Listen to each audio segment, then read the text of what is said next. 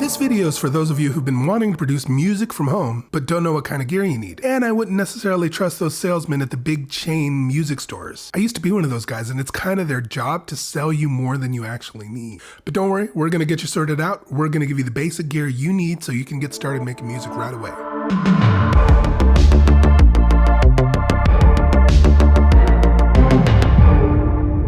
Welcome to Big Music Energy, where we're trying to be the people we needed when we first started out. I am Edmund Clare, aka Spooky Rockstar, a full-time music producer-composer in the San Francisco Bay Area. Or at least I would be full-time if things weren't, all crazy right now. Truth of the matter is, I've been cooped up here way too long. I miss the studio. I miss talking music stuff. It's gotten so bad I've started talking about music stuff with my cats. So Universal Audio just released its own software for people who own their interfaces.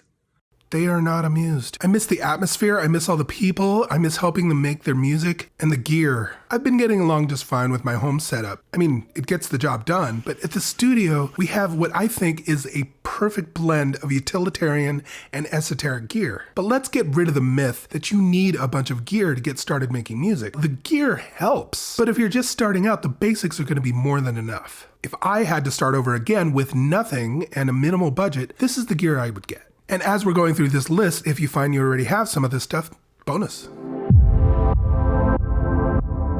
Now, the first thing you need is a computer. Whether you're recording just your guitar and a voice, or if you're looking to add a bunch of backing tracks and/or virtual tracks, a computer is absolutely necessary for that. Now, there's a saying in the film and photography world that the best camera is the one that you have. And I feel this saying works perfect for your music computer as well. Most of the computers made in the last 10 years are more than enough to handle a bunch of audio tracks. You only need a lot more power if you're going to start adding a bunch of virtual instruments and virtual effects. The rest of this video will assume that you have a computer. And that could even be a modern phone or a tablet. Isn't the future amazing? People are making Grammy-winning albums from their bedroom. It is a cliche saying, but it really is a great time to be making music.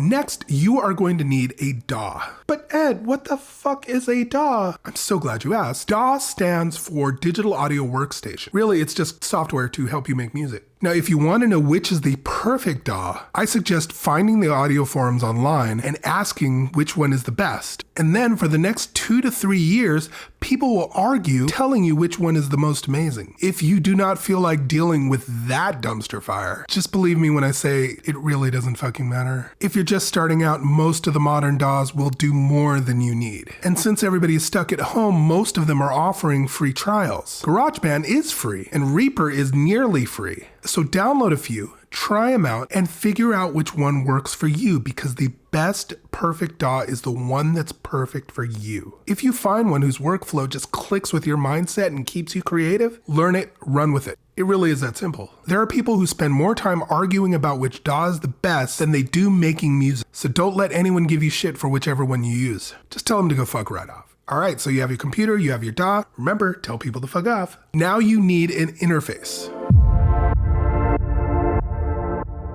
An interface is basically a translator for your mic and your instruments. It translates those signals into something that the computer can understand, record, and play back. An interface also gives you a means to hear said signals, either through your headphones and/or your speakers. Another added benefit of an interface is that it removes latency. Latency is the delay from when you sing or play to when you hear it back. The computer needs time to translate that information and send it back to you. If that delay is big enough, it can actually fuck up your performance. So when you buy an interface, make sure it's from a reputable company. Those companies will have software that gives your interface the lowest latency time possible. Some of the better interfaces can almost reduce latency to imperceptible. Interfaces range anywhere from $99 to $10,000. So make sure to buy only what you need. So for example, if you're a guitarist, singer, songwriter, you're gonna need an interface that has enough inputs for your mic and your guitar. Now this last one on the list, a lot of people think is optional, but I do not. What you need is a controller. This is for those of you who want to add a lot of virtual instruments during the production process. Controllers are what you see behind me. Here at home, I have the Novation launch key, I have the fader port, and I've got the Rolly blocks. For me, it's just a lot easier and faster to enter in parts by hand rather than entering them in with the mouse and a click. You don't have to be a maestro or a drummer to be able to enter parts in. If you get a controller and you start using it, you will get better. And I think in the long run, it'll really save you a lot of time. Controllers also have a large price range too, anywhere from like $100 to $5,000. So again, make sure to get for your needs. If you have any questions about what your needs are, don't be afraid to hit us up in the comments and we'll definitely try and help guide you through that process. And that is everything we feel you need to get started making music from home. A computer, a DAW, an interface, and a controller. That should be more than enough to get you started. Very soon we're going to be doing a video on how to make music without any formal training or theory. So if you want to see that video, or if you like this and you got value out of this video, please consider hitting like and hitting the subscribe button. We welcome all your comments and questions. For those of you who stayed to the end, as usual, much love. We hope this video finds you happy and healthy. We post every Friday, so until then, go write the next big hit.